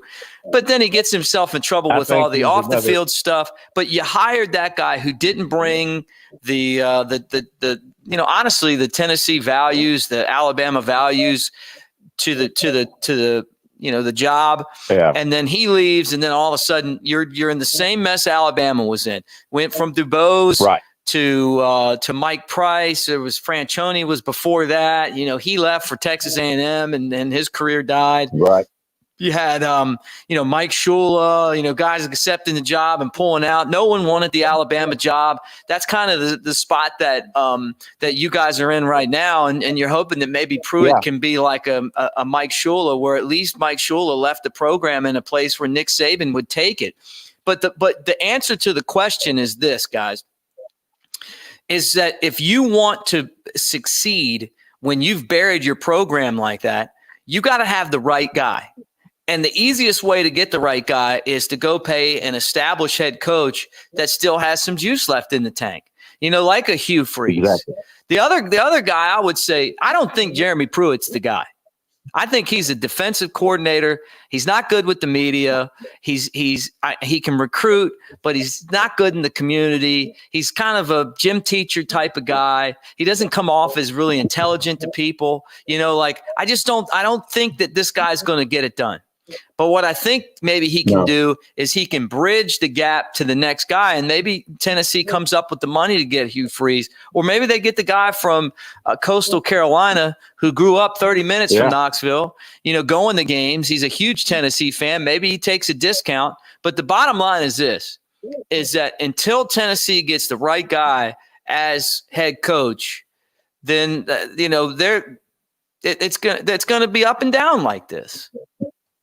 And this year was terrible for them. I mean, they looked awful all year. They actually played okay on Saturday, but they're not competitive. I mean, they're not beating any. No. And I thought at the beginning of the year, this offensive line that they had was supposed to be good. They were going to be able to open. They had Trey Smith, and they got the kid that transferred from Georgia and all that. They turned out to be just not that good. They could run block a little bit, But anyway, I had high hopes preseason, but didn't pan out. Well, look, thanks for calling in, George. We appreciate it. Okay. And jump on with us again soon, man. And have a great Christmas. Merry Christmas, my friend. You too, Vic. Merry Christmas, buddy. All right, thank you. That's the Tennessee fan, George Yardley. Now let's go back to the phone and get back to talking some Alabama. Who's this and where you calling from? What's up, man? What's up? Uncle Charles from Birmingham. Hey, what's up, man? How's it going? Man, let me tell you something. Watching that Alabama and Florida game last night gave me a migraine, man. I had a migraine since last night all the way today. But I'm going to tell you something. That wasn't the worst thing. Man, I saw the game. Notre Dame and Clemson. I said, what is this? What is this, The Exorcist? What is this, Stigmata? I couldn't believe what I was watching. But yet and still, they get a shot at the playoffs. I don't understand it. Now, I'm going to tell you about Notre Dame. They didn't learn their lesson yet. Now, here you is going to play Jeffrey Dahmer, and now you're going to play Charles Manson. It ain't going to work out too good. But yet still, they're there. Notre Dame is not going to beat Alabama. They know it, we know it, and everybody knows it. They was intimidated in the national championship a few years ago, and they didn't lose the game on the field. They lost the game when Alabama was coming through the locker room, and they were standing there watching them come out. And then Alabama was energetic, and they knew they was going to win. Notre Dame got no business in this playoff. They got no business in this playoff. And now, here they go again. My daddy used to say, son, did you read your book I gave you? I said, yes, sir. He said, did you understand? I said, no, sir. He said, well, you ain't read it. You can't understand something if you don't know what it is and you ain't read it and you don't understand. It could be a hole up there. And if you don't understand what it's saying, you'll be in that hole. Notre Dame got no business playing in the playoff. It should be Texas A&M getting the shot. I don't like Texas A&M, but they should get the shot because they did play Alabama and they put up a decent performance. But you know what? I'm going to tell you this. Alabama lost their center. I don't know if he's lost for the – is he lost for the year, sir? Yeah, he's gone for the year. Yeah, he's not coming back. Well, the one they put in looked like he ate Texas anyway, so we'll be just fine. It's about making adjustments. That's all it is. But I tell you this, you wouldn't want to be on that sideline last night when Nick Saban running up and down that sideline with that hole in the natural. He was eating folks up. You got to make adjustments, and we needed that shit. Mm-hmm. We needed to be taken to the brink, or you got to go through things to get to something. Yeah. You have to go through hard times to get the good times. And I just want to get your opinion on us losing our center. Can the next guy do the job? Can we finish this season undefeated? I want to hear what you got to say. Yeah, look, I hate it, first off. I mean, I've said this before tonight. I hate it because Dickerson's awesome. I mean, he's great. Like, great on the field, great off the field, great, talking, like when they have him behind the microphone at press conferences. He's what it's all about. But they have to do it without him. And it's Chris Owens' time to see what he can do. And he was highly recruited, and he can snap the football, and he can block, and this is what he's been practicing for all year. Is he going to be Landon Dickerson? No. But you know what? We'll see what he's got. That's a tough position to replace, but at least we've got kind of some time here to get him ready, and then he'll go up against Notre Dame. And I think that this is a much better matchup than going straight against Clemson when you're trying to replace your center. But the rest of these guys are experienced.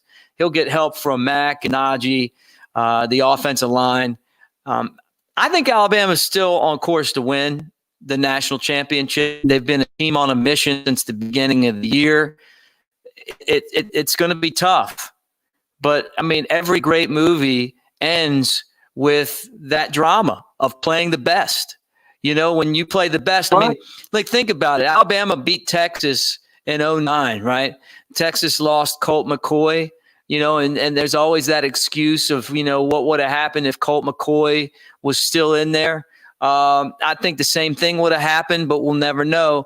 We do know this. Texas, it hasn't been on the landscape since that loss. This Clemson program lost to Alabama, came back and won against Alabama, came back and lost to Alabama, came back and beat Alabama, and here we go lining up for a fifth game if both of these teams win, and I think they're going to.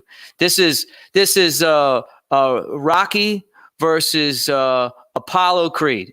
This is what you play. This is why you go out there and you go to Alabama to play Clemson for a championship. You go to Clemson to try to beat Alabama for a championship.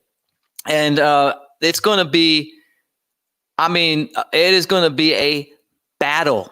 This is what you want. Right. That's right. And, they're trying to build Ian Book up as being a great quarterback. Listen, man, I am sick and tired of Notre Dame. I never liked them since the 80s. I never liked them. They're the most superior school in the country. And they're not. But the final score will tell it all. And you can book that. And that's what will happen. It's all about making a chip. I'll say this in closing. I drink me a cup of coffee every morning, and I sit out on the porch, and I watch the squirrels. I look at them, they look at me. And I guess they're thinking way of saying hello. And I say hello. Not go back to listen to my radio. But one day, it was a loose dog in the neighborhood named Brown Ball. And these squirrels got tired of leaving and coming back, and one of the squirrels would be missing. So the Brown Ball was picking them off out there. And them squirrels got together and said, we're going to make a jet. And 2 days later, the Brown Ball was laying in the yard down there where those squirrels don't look it. I called the Humane Society to see how he was doing. I said, hey, did y'all the Brown Dog in? He got jumped by squirrels and stuff last week. I said, yeah, we got him in. Do you want to sign and take care of him? I said, not after that, woman. You make adjustments. That's what you do. Mm-hmm. If squirrels can make adjustments, Alabama can make an adjustment. We're going to be fine, Alabama Nation. We're going to be fine. But I'm going to tell you something. Nick Saban is on the war path. He's not playing. He don't call COVID. COVID don't left. And now Nick Saban is back to his old self. Cover your necks because you do not want him to bite you in your neck and get you. Do what coach say. And Coach Saban, calm down, because I seen your pressure up last night. Calm down, and I want you to keep that mask on, Coach. And I love you. And I love you too, bro. Great call. Yes, sir. Have a great Christmas. Thank you. You too, sir. And roll tide. I'll tell you what, that doesn't get you fired up. All right, one more call, guys. One more call, and I gotta break out of here for the night. Who's this and where you calling from? It's David Gaines again, calling from the Mecca, Bruton, Alabama, baby. Hey, Dave, how you doing, David? You got to follow. An epic call right here, man. You better close it up because that guy cracks me up, man. Like look, you got to have a game plan. You know what I mean? You got to have a game plan. That's right. Hey, that last call, I tell you what, he's a classic. He is really a classic. Yeah. Hey, I like to hear that. You know what? And I'm listening to y'all talk tonight, and I hear you talking about the Notre Dame and the Ohio State. And my opinion, personally, they say that the playoffs are made for the best teams, and it's being judged by a committee. And I always protected the playoffs. I always protected them because you know what? I said, if you got 4 teams in, we don't need no more teams. You just got 4 teams in. It'll make it harder for everybody to get there, and it makes the playoffs or the regular season that much better because these teams are fighting the most for it. Right. But I have lost my respect from earlier today when they called out the listing of what the playoffs were going to be. I have lost my respect, and I take back all those years that I said that this was the best system because I forget one thing, and I got to go back on myself. I forgot that this is being ran by people who are human beings that put on their pants one leg at a time, just like I do. Mm-hmm. And they have biases. Yep. They have biases. There is no way that Ohio State should be in this playoff. I do not get it. They do not have a hard enough roster or a strong enough roster, or a lineup or teams that they play to be considered in this. And it makes no sense to me. And it's just what y'all was saying earlier. They got these favorite teams like Notre Dame. They love Notre Dame. They love them. I always rooted for Texas A&M, and Texas A&M should be in it right now. Yeah, I agree. Look, it's like these voters, like they grew up like humming the Notre Dame fight song. Like they saw right. that. And that's all they know. Yeah, Ronald Reagan as Newt Rockne. Win one for the Gippo. Like man, Lou Holtz hasn't been there in a long time. These guys haven't. They beat.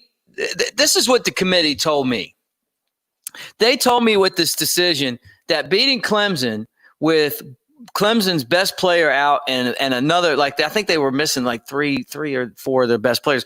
But Trevor Lawrence-less Clemson, beating Trevor Lawrence-less Clemson in double overtime at home is that's the best win that anyone has. So the fact that they got run over, they weren't even close yesterday, and that didn't matter at all. It just didn't matter. I'll tell you what, Mickey G, they have made Trevor Lawrence the poster child of college football. They love this guy. And we call him Sunshine because we like to pick, remember the Titans. But they love Sunshine. And they want Sunshine, to do this thing in a way that no one else has done it before. Timbo-ish type, it's just I'm gonna be honest with you. They are a good football team. But just like Notre Dame and just like Ohio, they haven't really played anybody this year. They can stay healthy. We went through a gauntlet. We have been through the worst. We have played some teams that just really wanted our neck. And this is week in and week out in the SEC. Georgia don't like us. We had to play Georgia. Florida, look what we did last night. Yep. That was a classic game. That game was just I can't remember how many people they said was watching. Mm-hmm.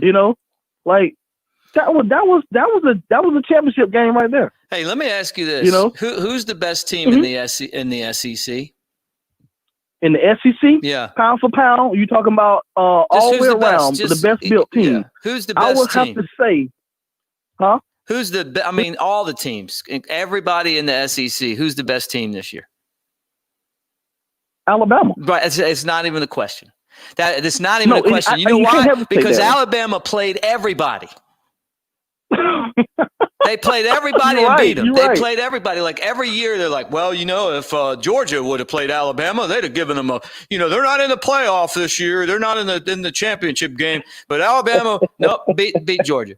Well, you know what? Alabama would have had a tough time against Florida. Well, they did, but they beat them. Texas A&M's good. Beat them too, right? Beat them all. Beat everybody in the West. That's right. Beat and they didn't play South Carolina. And they who else did they play? They didn't play South Carolina, and they didn't play. Help me out here. There was one other team they didn't play, right? Or was there two? They didn't play South Carolina. They didn't have to play. Who was it? Was it Brigham and Young? Wasn't it? Yeah, was but it BYU? I mean, it's just in the SEC. Just in the SEC, it was like they didn't play South Carolina, but they would have beat them too. They would have ran over them. We don't know what Ohio State's. We don't know anything about Ohio State because they've got signature wins. And let me tell you, if that's your signature, it's not very good over Northwestern no, it's not. and Indiana. I mean, come on, man. Like that's not, I can't even. Oh, and sorry, Jay helping me out again. Vanderbilt. Yeah. And be thankful that Alabama didn't play Vanderbilt. They didn't play two of the worst teams in the league. Right? Yeah, Alabama beat everybody.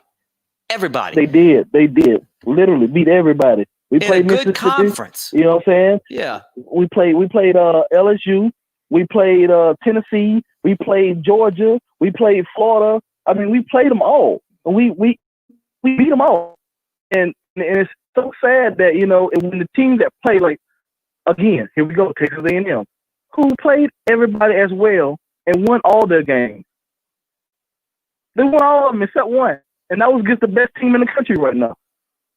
Yep. Why are they not over Ohio State or over Notre Dame, who has not played anybody? Notre Dame beat. I don't understand what it is. And it only can be one thing to me, and that's the biases. The biases that's in the hearts of the people who are making the selection in this committee. And it just makes me so angry, you know, it just, but hey, you know what? Yeah, because I'm passionate about good football. If you're going to make college football good, let's make it good. Don't put your biases in there. Let's put somebody in there, you know, who's going to be honest and say, you know what? Texas A&M did this. Cincinnati did this, you know, or something. You got these teams that you just love to only take 6 games and you put them ahead of everybody else. That is not fair. I know. Because they wanted them there. They wanted them there. They didn't care. You think, and look, you think if Alabama, let me just give you equivalent, and then I'm going to let you say something, then we're going to wrap it up for the night. But do you think that if Alabama would have played 6 games, right, and the big wins that they had would have been, let me see, equivalent to Indiana and the SEC. Hard to find it, ain't it? Yeah. I'm trying to think here. Indiana and the SEC, they had a big win against Mississippi State. Right. And they had a big win. Who's Northwestern? They had a big win over Vanderbilt.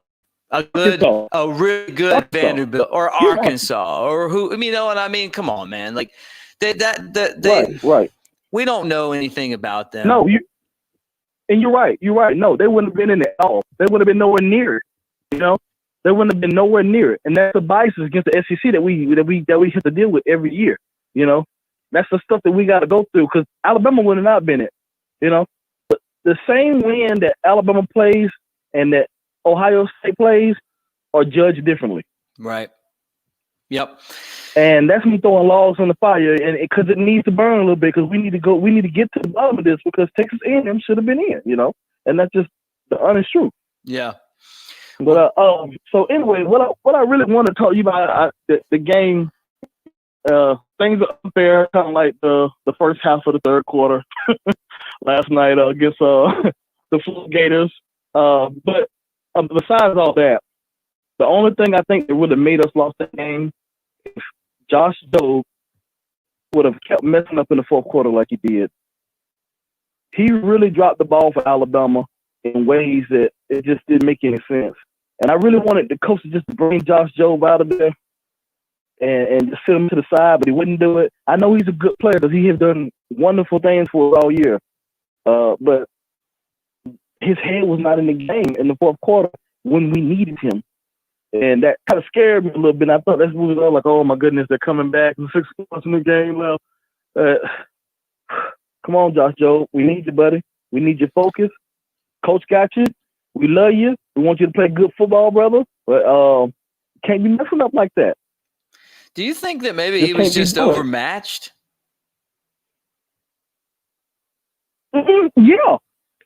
Look, I can't take nothing. You know what? I was always saying, nah, Kyle Trask is not going to be a Heisman Trophy winner this year. But you know what? I did that respect that dude, man. That dude did some things. Yeah. You know?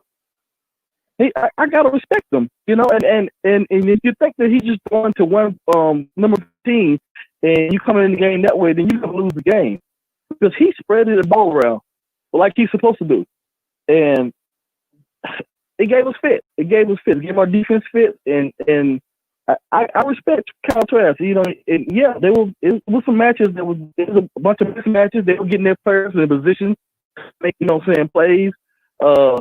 Like I've been seeing all year, it was different, you know. And so, yeah, I think they were outmatched. Yeah. Well, I mean, I'll tell you one thing, Mickey.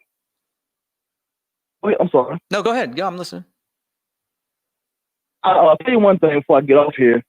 I got my page. I was telling you about that last time, and we get on there, we talk a little trash, and we go live. And that's what we do. That's one thing that we do that we deem special to our page. We all get on there with each other. The people get on there and get to talk about their football teams and spread their knowledge about what they know about the team. And when I get on there and with a guy named Elvin Earthley, I always got a story I want to tell, you know. And this story I'm going to tell you right now is going to be about Florida. It's a little short story. It won't take long. And it's about the frog and the scorpion. So once upon a time, a frog was going to get ready to go across a riverbank to make it to the other side. And he was going to swim. Before he got into the water, the scorpion sneaks up behind him slowly and says, "Hey, are you going across to the other side of the riverbank?" And the frog says, "Yes."